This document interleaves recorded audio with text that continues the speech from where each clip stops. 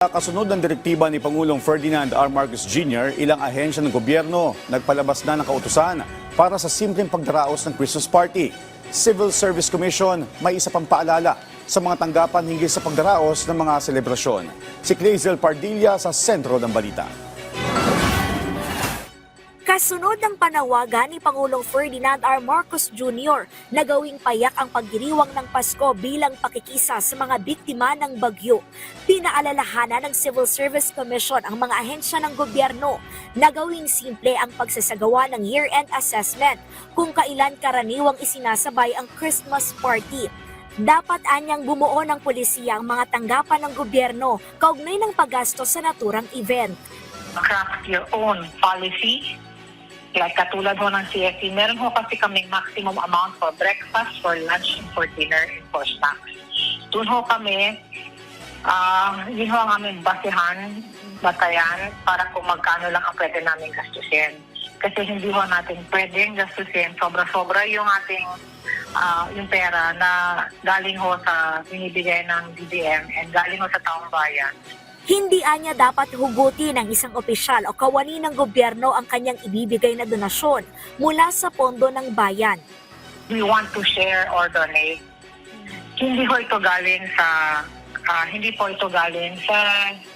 government funds. This should be coming from our personal funds. If we want to donate, let it come from our own pocket ang donations po. Because meron din ho tayong COA guidelines. Let us set aside an amount that we think that you are willing to share in the spirit of Christmas kung sa mga nangangailangan nating yung ating mga kapatid na Pilipino po na nasalanta ng bagyo.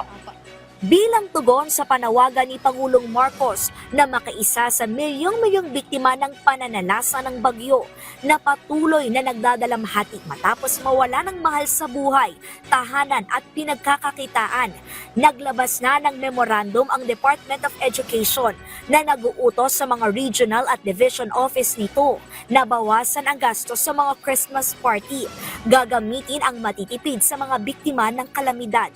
Habang ang Department of Information and Communications Technology naman magsasagawa ng donation drive.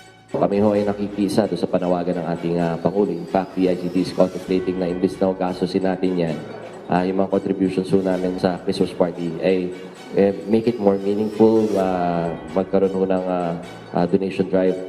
Nangako naman ang Department of Agriculture na gagawing payak pero makabuluhan ang pagdiriwang ng Pasko. Kami naman dito sa DA, never kami nagkakaroon ng very lavish na mga Christmas party or celebration. The usual lang na get together. Normally dito lang sa DA Central. May mga simpleng pagkain, ganun, or konting giveaways. Especially now na mayroong pakiusap ang ating Pangulo in pagtugon na rin natin at pagdamay. Clazel Pardilla para sa Pambansang TV sa Bagong Pilipinas.